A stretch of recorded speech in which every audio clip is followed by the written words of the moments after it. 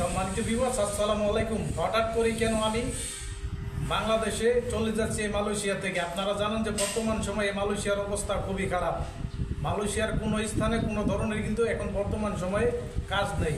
এরপরেও কিন্তু এখন যদি আমার যে মাইজি ভিসাটা আছে, ভিসাটা কিন্তু লাগানোর জন্য খরচ হইতে পারে 4 থেকে 5-40 রিঙ্গিটের মতো। এখন যেহেতু কাজ নাই, আমার দ্বারা কিন্তু এই টাকাটা জোগানো কোনোভাবেই সম্ভব হইতেছে না। সেই কারণে কিন্তু আমি বাংলাদেশের দিকে চলে যাইতেছি আর কি। এখন 2025 সালে আপনারা মালয়েশিয়ার ভিতরে কোন কাজে বেশি ইনকাম করতে পারবেন? 2025 সালে আপনারা জানেন যে কাজের ভিতরে লোকজনের চাহিদা থাকে, এই কাজের ভিতরে কিন্তু আপনার ইনকামও বেশি থাকে।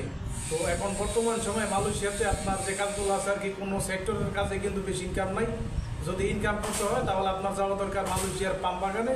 ওই জায়গার ভিতরে প্রচুর লোকজনের দরকার, আর ওই কাজগুলোতেই মনে করেন যে প্রচুর টাকা পয়সা ইনকাম করা যাইতে পারে আর কি।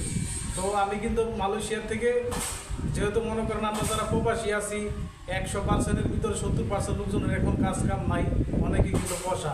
তো এরকম কাজ যেহেতু নাই, 4 থেকে 4,500 রিঙ্গিট জোগানো আমাদের দ্বারা অনেকটাই কষ্টের ব্যাপার। এই কারণে কিন্তু আমরা দেশে চলে যাইতেছি অনেক প্রবাসীরা। ভিডিওটি ভালো লাগলে চ্যানেলটি সাবস্ক্রাইব করবেন।